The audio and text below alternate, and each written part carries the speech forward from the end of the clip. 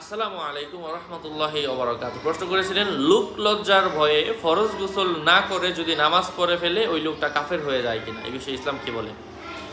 এটা অনেক জটিল একটা বিষয়। অনেকে আছেন মা বাবাকে দেখলে শরম পান, হ্যাঁ, পাশের ঘরে বোন থাকে, ভাই থাকে, এখন আপনার উপর তো গোসল ফরজ হয়ে রয়েছে, আপনি হয়তো বালিগ হয়েছেন অথবা বালিকা হয়েছেন, তো এই কথাটা বলতে আপনি লজ্জা পাচ্ছেন। এখন সকালবেলা গোসল করলে কেমন দেখা যায়? তো এমন তো অবস্থায় আপনার করণীয়, যখন ফরজ হয়েছে রাতে রাতে সম্ভব হলে সাথে সাথেই গোসল করে ফেলবেন। আর সকালবেলা যদি গোসল করতে আপনার অসুবিধা হয়, আপনি নামাজ না পড়েন, গোসল করে নামাজ পড়াটা এটাই শ্রেয়, এটাই উত্তম, এটাই নিয়ম। কিন্তু আমরা অনেকে আছে লোক লজ্জার ভয়ে এই কাজটা করে থাকেন, গোসল করেন না, হ্যাঁ। তো তারা যদি নামাজ পড়ে ফেলেন, আমাকে যেটা জিজ্ঞাসা করেছেন, যদি নামাজ পড়ে ফেলেন এই লোকটাকে কাফের বলা যাবে না। উনি যদি এমন হঠাৎ ভুলে করে ফেলেছেন, হ্যাঁ, জীবনে একবার, উনি তওবা করলে ঠিক হয়ে যাবে, অসুবিধা নেই।